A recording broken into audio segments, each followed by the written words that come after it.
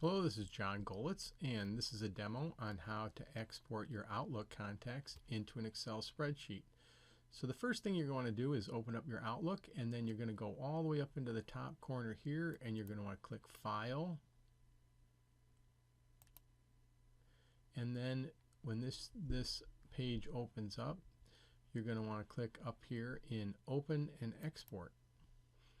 When this page opens up, you're going to click on Import Export, and then the Import Export wizard pops up.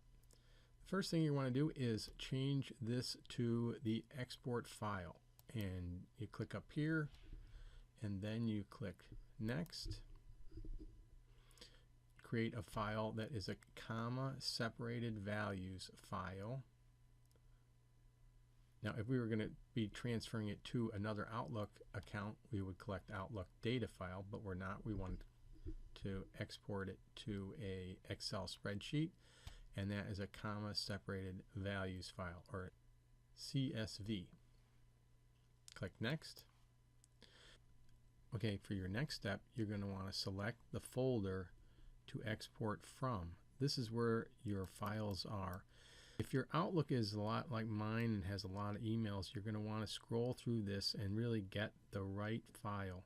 This is what it's going to look like. It's going to look like a contact folder like here. So here's the name of your email account or your email address, and then you just go down to this directory and you click on where it says Contacts, and you click on that button there. It's going to get all the files that are located underneath it. And that's what you want. Then you click Next, and this is going to be exported to the file as, and then so what you're going to want to do is go into your computer, select the file that you're going to save this file into, and then you're going to name it. I'm calling this Export Outlook Contacts to Excel Demo, and then you just click OK.